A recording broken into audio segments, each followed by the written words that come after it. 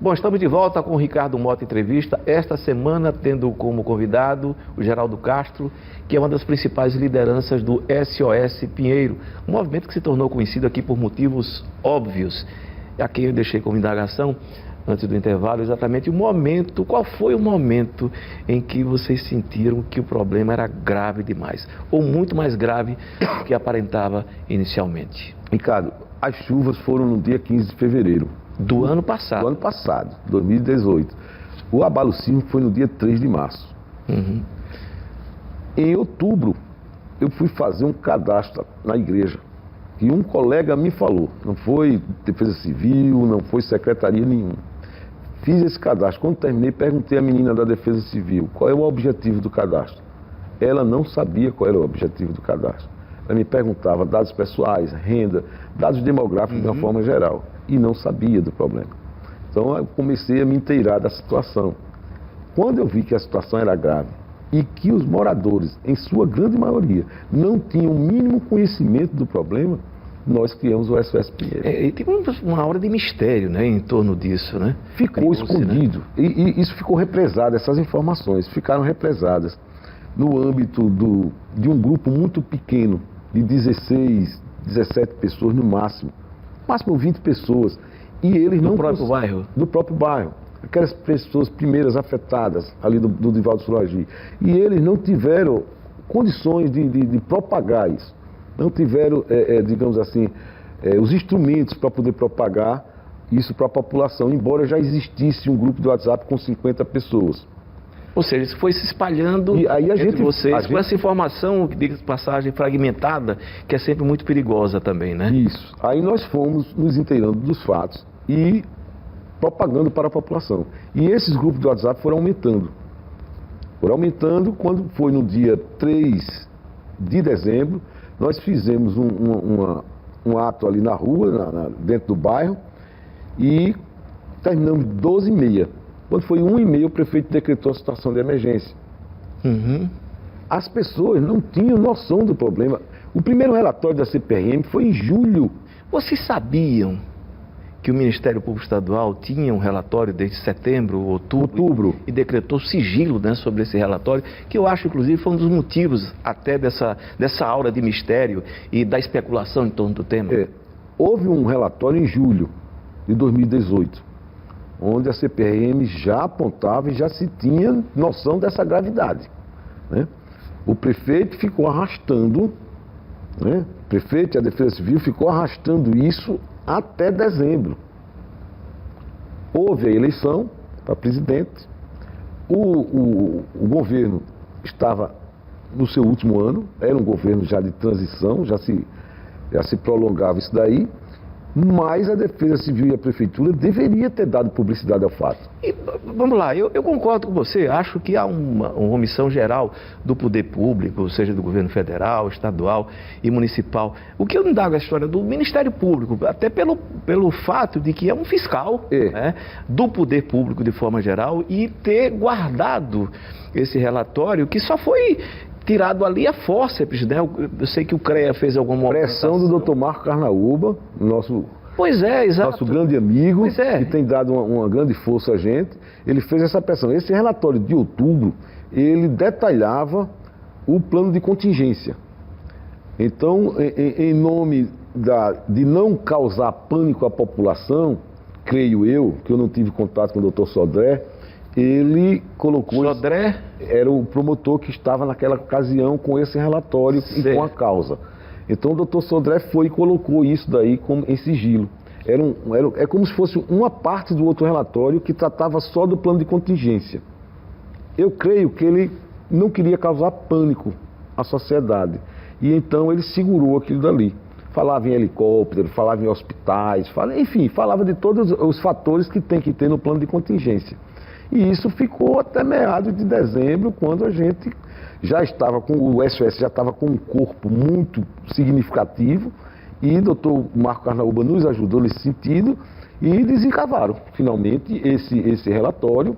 Doutor Alfredo Gaspar foi para uma reunião popular que nós fizemos na Praça Arnaldo de Melo. Nessa ocasião estava o doutor Alfredo Gaspar, estava o doutor Antiógenes, o doutor José Arthur, o senador Rodrigo Cunha, o Flávio Moreno, enfim, tinham 2.000 pessoas na Praça Arnaldo de Melo que a gente conseguiu colocar.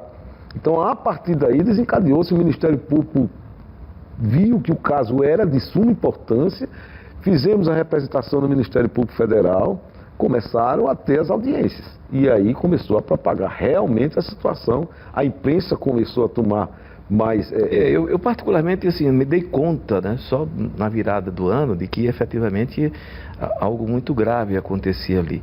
Eu acho que essa aura de mistério não foi bom, mas não foi bom para absolutamente ninguém. Foi, não contribuiu. Nem para o poder público, muito menos para vocês, para os moradores do bairro do Pinheiro. Depois surgiu o Mutange, Bebedouro, né? Enfim, eu acho que algumas medidas deveriam ter sido adotadas. E no fundamental, uma coisa, gente, que desde que eu comecei a falar sobre isso, sempre defendi, foi transparência da informação, honestidade da informação. É um direito que os moradores do Pinheiro, de Bebedouro e do Mutange têm. É honestidade de informação. E o calo esteve sempre presente na questão da comunicação.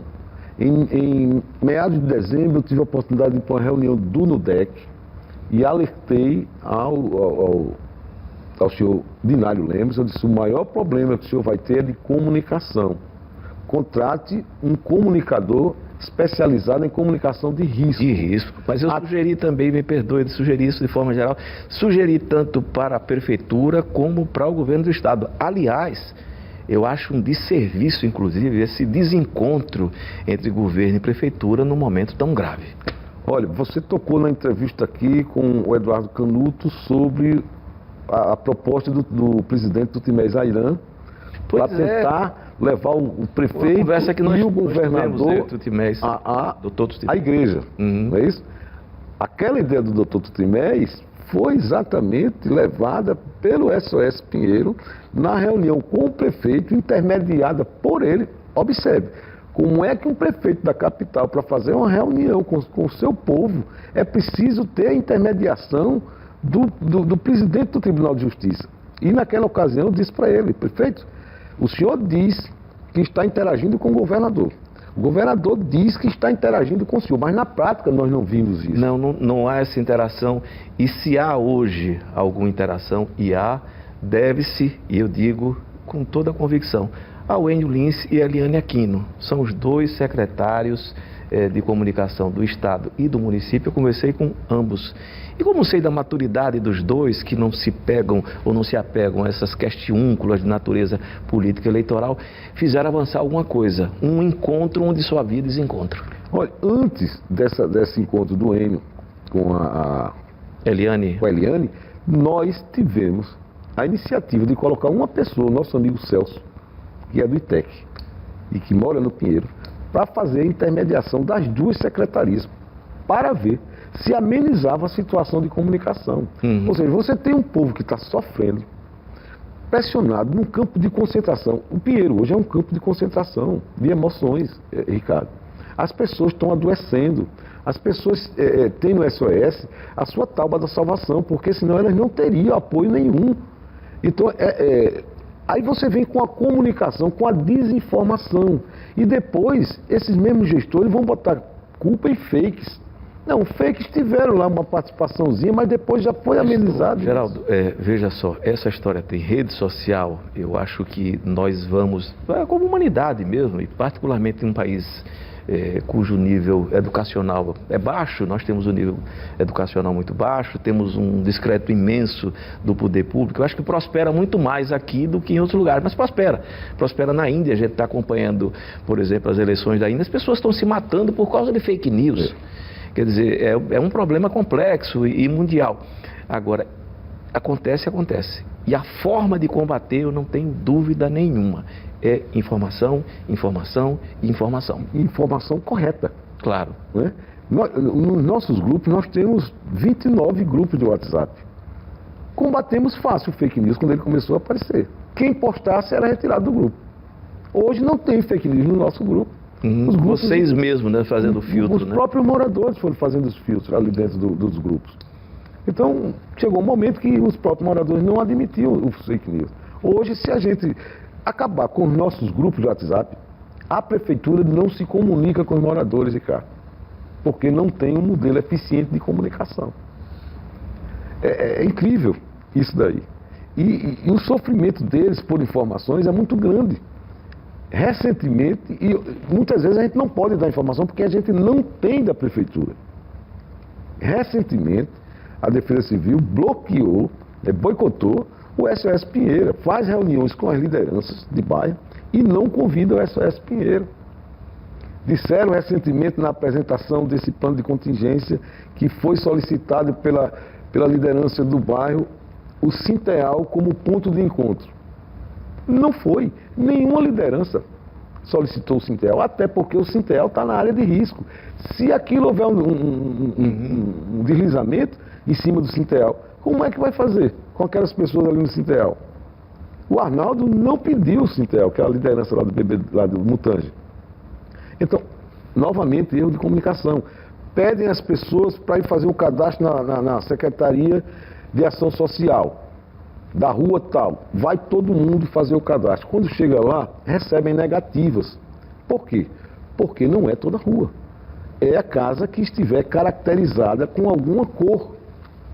E as pessoas não aceitam isso, porque as pessoas entendem que tudo aquilo ali está em área de risco. E está. Se a sua casa cair, que é vizinha minha, eu posso ser prejudicado pelo desmoronamento da sua casa.